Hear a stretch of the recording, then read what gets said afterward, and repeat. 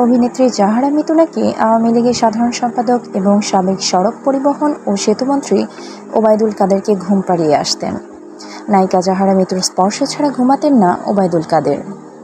এমন শিরোনামে একটি সংবাদ মাধ্যমে খবর প্রকাশ হওয়ায় বিষয়টি নিয়ে মুখ খুললেন জাহারা মিতু। মঙ্গলবার ৩ সেপ্টেম্বর ফেসবুক ভেরিফাইড পেজে দীর্ঘ একটি স্ট্যাটাসে প্রতিক্রিয়া জানিয়েছেন মিতু। তিনি লিখেছেন, ডিজিটাল যুগে সবকিছু রেকর্ড থাকে, এসব বুঝে শুনে নিউজ করতে হয়। দেশের সর্বোচ্চ একজন মন্ত্রীকে মন্ত্রীপাড়ায় প্রতিদিন ঘুম পাড়ানোর নিউজ কোনো মেয়াদোত্তীর্ণ সবজি সেবনের ফলেই লেখা যায়।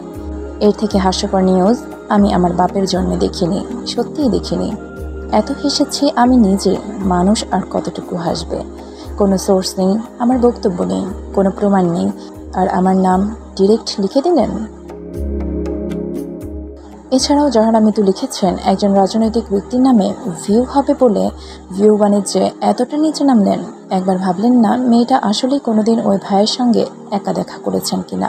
খবর নিয়ে দেখেন ভাইয়েরা, নিজেদের সাংবাদিক দাবি করেন, সত্যিই দাবি করেন। আজ থেকে আর কইলেন না। আমি চুপচাপ আমার মতো থাকি, থাকতে দেন। কবি তো নীরবই ছিল, মুখটা খুলাইলেন কেন? সুন্দরী প্রতিযোগিতার মাধ্যমে শোবিজে ডেবিউ হয় জাহারা মিতুর। উপস্থাপনা থেকে টিভি নাটকও করেছেন।